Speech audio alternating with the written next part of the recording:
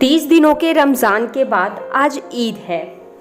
तो इस ईद पे बस एक कहानी लेके आई हूँ मुंशी प्रेमचंद्र जी की, जो आप लोगों ने बचपन में ही पढ़ी होगी। एक ऐसे उपन्यासकार, कहानीकार, एक ऐसे विचारक जिन्होंने गवन, गोदान, कर्मभूमि जैसे बहुत सारे उपन्यास लिखे और अक्सर उनके जितने भी उपन्यास हैं हिंदी और उर्दू में ही पाए जाते हैं। शुरुआत करूँगी उनकी कुछ कोटेशन से जो बहुत ही इंस्पायरिंग है। विपत्ति से बढ़कर अनुभव सिखाने वाला स्कूल आज तक ना खुला है ना खुलेगा। और एक और उन्होंने कहा है, मैं एक मजदूर हूँ, जिस दिन कुछ लिख ना लूँ मुझे रोटी खाने का भी अधिकार नहीं। आज के इस कोविड-19 की सिचुएशन में हम लोग घर में ही ईद मनाएंगे और ज़रूर बच्चों को ये हमीद का चिमटा जो ईदगाह की कहानी है बिल्कुल सुननी चाहिए, काफ़ी इंस्पायरिंग है। तो ये कहानी है हमीद की, जो एक गरीब परिवार का रहता है और जिसके माता पिता बचपन में ही गुजर जाते हैं और उसकी दादी अमीना ने ही उसका पालन पोषण किया होता है। माँ की तो बीमारी का पता ही नहीं चलता कि उन्हें कौन सी बीमारी हुई थी। और पिता को लेके बचपन से ही हमीद को ये बोला गया था कि वो शहर गए हैं कमाने के लिए, ढेर सारे पैसे लाने के लिए जो हमीद को मिलेंगे और सब कुछ खिलौने जो जो हमीद को चाहिए। एक बच्चा का मन आप समझ सकते हैं कि कैसा होता है। तो वही है, एक दिन जब ईद 30 दिन के बाद इसी तरह से एक बार ईद आई थी हमीद के टाइम में। ऐसा त्यौहार कि जब हम लोग नए नए कपड़े खरीदते हैं, दूध और सेवइयाँ के साथ ईद मनाई जाती है, मेले लगते हैं और मेले में तरह तरह के खिलौने और मिठाइयाँ भी बिकती हैं।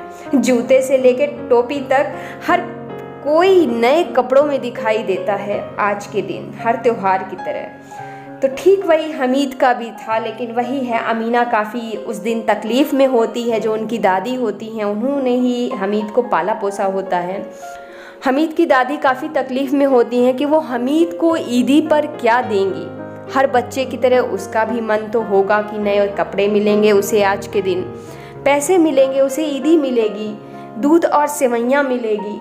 लेकिन उस घर में उस दिन कुछ बना नहीं होता है। पूरे दिन हमीद भूखे रहते हैं और जैसे तैसे उनकी दादी अमीना ने 3 पैसे, कहा जाता है 3 पैसे हामिद को दिए होते हैं और जो पुराना कुर्ता होता है उसी को थोड़ा दर्जी को दे के हल्का फुल्का कुछ उसमें करवा के नया करवा देती हैं वो।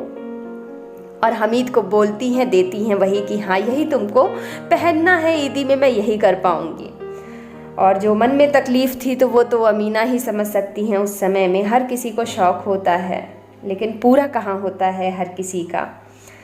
देखते ही देखते ईद की टोली लोगों की, मेले की आने लगती है और उस टोली में हमीद भी जाते हैं सबके साथ, अपने दोस्तों के साथ। उनके दोस्त भी कोई कोई संपन्न परिवार से थे, किसी के पास 4 पैसे, 6 पैसे, 10 पैसे, इस तरह से बहुत खूबसूरत ये प्रेमचंद्र की कहानी है। पूरा सुनिएगा, ज़रूर आप लोगों को समझ में आएगा कि किस लिए मैं ये कहानी लेके आई हूँ। जब टोली निकलती है तो हमीद भी साथ में अपने दोस्तों के साथ निकलते हैं और जब मेले में पहुंचते हैं तो ये बोलने की बात नहीं है कि बच्चों को मेला कितना अट्रैक्ट करता है। आज के डेट में भी जब बच्चे मेले में पहुंचते हैं तो तरह तरह के खिलौने, तरह तरह के झूले और खाने पीने की चीज़ें, सब कुछ बच्चों का एक अट्रैक्शन का, एक आकर्षक का केंद्र बन जाता है वो। और तरह तरह के कपड़े पहनना तो वही चीज़ होती है। जब सब तरफ हमीद देखते हैं, बाकी बच्चे कोई मिठाइयाँ खरीद के लाता है, बोलता है हमीद तुम भी ले लो, तो वो मना कर देते हैं। इसी तरह से कोई मिट्टी के खिलौने खरीदता है, हमीद से बार बार पूछता है हमीद तुम कुछ ले नहीं रहे हो, ले लो, तो भी हमीद के मुंह से ना निकलता है। और जब बात झूले की आती है, 1 पैसे में ये झूला, 2 पैसे में ये झूला, तो भी हमीद बस देख के शांति से सारा सब कुछ देखते हैं। और अंदर तो मन उनका भी एक बच्चे का मन कैसा होता है वो मुझे बताने की ज़रूरत नहीं। ज़रूर उनका भी मन कहा होगा कि शायद आज उनके पास 3 पैसे से कुछ इतने पैसे होते कि वो हर जगह झूले पे झूल पाते, या अपने मन का जो बच्चा सुबह से भूखा है, उसने कुछ खाया नहीं है, तो वो कुछ खरीद के खा लेता। लेकिन उसके दिमाग में उसकी दादी की तकलीफ़ें मन में चल रही थीं कि उसकी दादी जब रोटियां बनाती हैं तो उनकी दादी का हाथ जल जाता है और मेले में घूमते ही घूमते एक दुकान पे हमीद की नज़र पड़ती है और वहाँ लोहे की दुकान होती है। और उस लोहे की दुकान पे उनकी नज़र जब चिमटे पे पड़ती है तो हमीद कहते हैं कि क्या ये बिकने के लिए है? तो वो दुकानदार साफ मना कर देता है कि नहीं, ये मैंने बेचने के लिए बिल्कुल भी नहीं रखा है। लेकिन फिर भी बातें होती हैं दोनों के बीच, मोल भाव भी होता है और उसका दाम फिर लास्ट में 3 पैसे में ही वो चिमटा, वो लोहे का चिमटा वो हमीद खरीद लेते हैं और अपनी दादी के लिए लेके घर जाते हुए फिर उनसे बच्चे जो उनके दोस्त होते हैं, बच्चों में तो आपस में बातें होती हैं, तो बच्चे आपस में बात करके पूछते अरे हमीद ये तुमने क्या ले लिया? तो बहुत मुस्कुराते हुए वो जवाब देते हैं अरे तुम लोगों का तो मिट्टी का खिलौना है, आज टूट जाएगा कल टूट जाएगा, मेरा तो ऐसे ही रहेगा।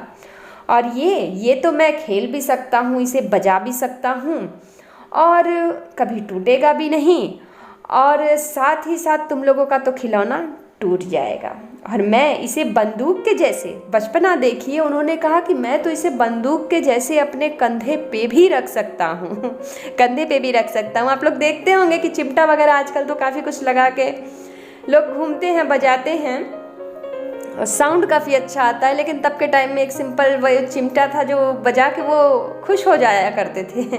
और आज लेकिन एक बात मन में आ रही जो मैं शेयर करूंगी इस वीडियो के ज़रिए कि आज के इस बिज़ी टाइम में ज़रूर इस स्टोरी से, जो बच्चे हैं बड़े, हर उम्र का इंसान मुंशी प्रेमचंद्र जी की इस स्टोरी से इंस्पायर हो सकता है कि आज हमें हमारी माँ की, बहुत से लोग हैं जो माँ पे ध्यान नहीं दे पाते कि उनकी माँ को क्या कमी है, क्या कमी नहीं है, या कहीं और पढ़ने लिखने के बाद सेटल हो गए हैं, फ़ोन पे बात करने का टाइम नहीं है। तो ज़रूर यहाँ सीखने का एक ये सबक ही है, इस स्टोरी सबके लिए इंस्पायरिंग है कि किस तरह हमीद ने अपनी दादी की वो चीज़ें नोटिस की कि हाँ उनकी दादी रोटियाँ जब सेकती हैं तो उनके हाथ जल जाते हैं, और एक बच्चे होते हुए भी उन्होंने अपने मन पे काबू पाया, ना मिठाई खरीदी, ना कोई खिलौना लिया और सीधे चिमटा लिया।